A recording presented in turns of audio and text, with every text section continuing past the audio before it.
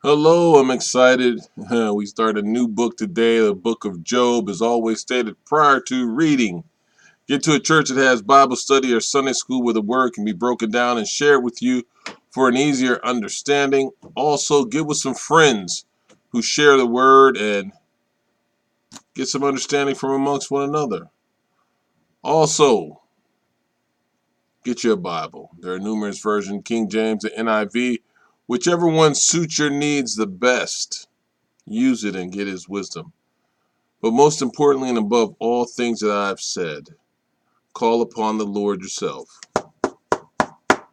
If you knock at his door, he will answer it and fill you up with wisdom if that is what you truly seek. Amen. Job chapter 1 reads as follows.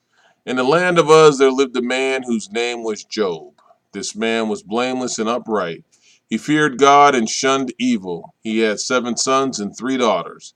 And he owned 7,000 sheep, 3,000 camels, 500 yoke of oxen, and 500 donkeys, and had a large number of servants.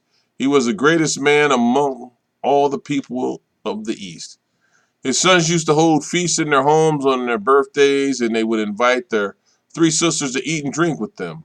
When a period of feasting had run its course, Job would make arrangements for them to be purified. Early in the morning, he would sacrifice a burnt offering for each of them, thinking, perhaps my children have sinned and cursed God in their hearts. This was Job's regular custom. One day the angels came to present themselves before the Lord, and Satan also came with them. The Lord said to Satan, where have you come from? Satan answered the Lord, from roaming throughout the earth, going back and forth on it.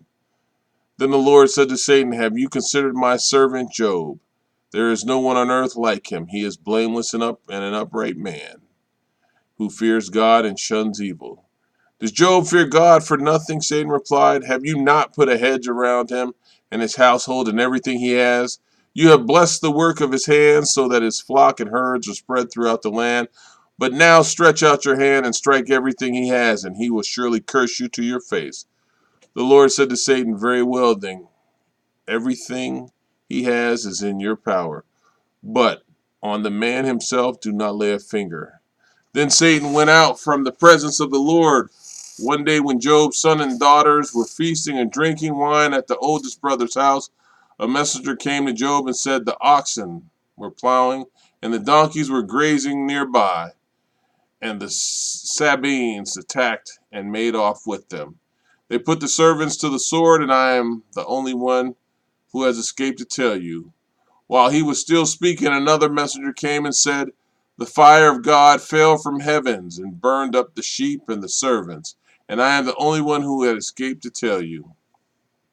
While he was still speaking, another messenger came and said, the Chaldeans formed 3 raiding parties and swept down on your camels and made off with them. They put the servants to the sword, and I am the only one who has escaped to tell you. While he was still speaking, yet another messenger came and said, your sons and daughters were feasting and drinking wine at the oldest brother's house, when suddenly a mighty wind swept in from the desert and struck the 4 corners of the house. It collapsed on them, and they are dead. But I am the only one who has escaped to tell you. At this, Job got up and tore his robe and shaved his head. Then he fell to the ground and worshipped and said, naked I came from my mother's womb, and naked I will depart.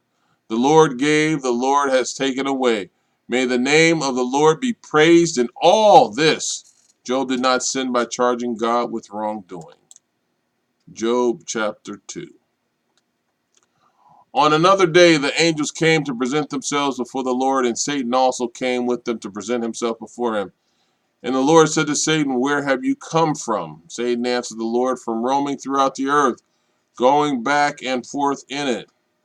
Then the Lord said to Satan, have you considered my servant Job? There is no one on earth like him. He is blameless and upright, a man who fears God and shuns evil, and he still maintains his integrity, though you incited me against him to ruin him without any reason. Skin for skin, Satan replied. A man will give all he has for his own life. But now stretch out your hand and strike his flesh and bones, and he will surely curse you to your face.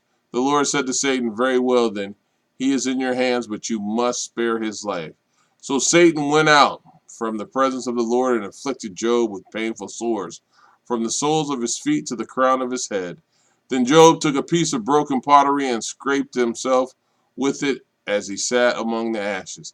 His wife said to him, "Are you still maintaining your integrity? Curse God and die." He replied, "You are talking like a foolish woman. Shall we accept good from God and not trouble?" In all this, Job did not sin in what he said.